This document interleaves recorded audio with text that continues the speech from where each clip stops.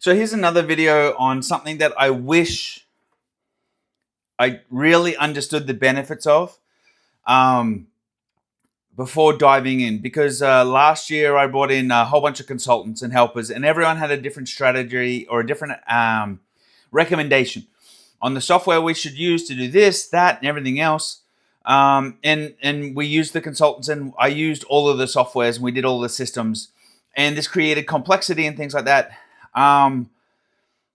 Yet there's a lot of buddies I know who are doing multi-million-dollar businesses, and they use a Google Sheet or something similar, Excel spreadsheet, something like this. And like you go, oh my God, that's not sophisticated. Yes, but that's their competitive advantage. That lack of sophistication is power, because now they have traction, sales, and a process to systemize. Look, you guys can go and get any CRM, any software, any tools you want. And once you start going down those rabbit holes, you will find there is 1,000,001 tools.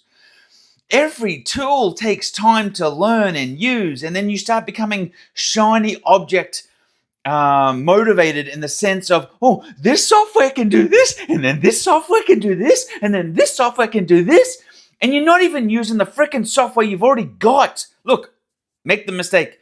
This is why I said to May at the start of the year, we're going to cancel every single subscription we have and really determine if we have it, because we were spending over $1,000 a month in software subscriptions for stuff that we weren't freaking using.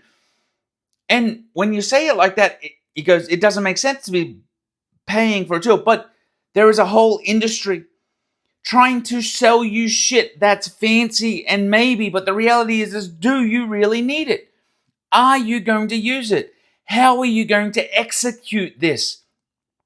Look, there is no perfect software. There is no perfect system. There is no perfect business.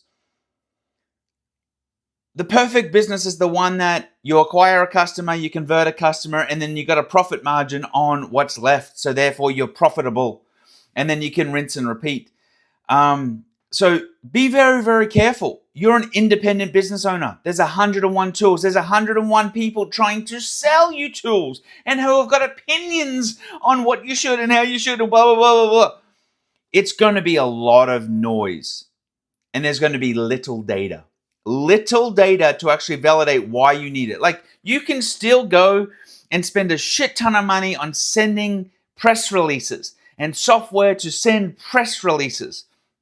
But is that honestly where you're going to get the biggest bang for buck? Or is that just part of a bigger marketing strategy that helps you build your authority and positioning that you do for a point of time? There's a lot of these little things that are a piece of a puzzle, but yet they make the piece look like the entire puzzle. And you got to really be aware of that. So keep things simple. I've done this multiple times now, and the simpler you can make things, the better it will be for you, and it'll be more peaceful for you, because there's nothing more stressful and anxiety causing than not having these systems and having to configure them and having to learn them. And if that's not even your skill set, then it's showing you on your team you have an issue, because you need somebody who can do that for you. So let all of these things highlight the challenges you actually need to solve so you can be better.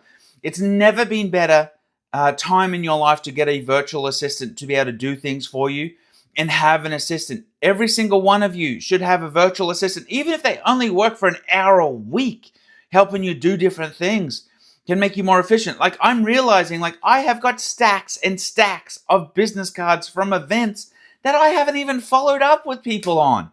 Like, I've got thousands of dollars just sitting there, yet I've spent thousands of dollars to get those cards. So all of these things exist.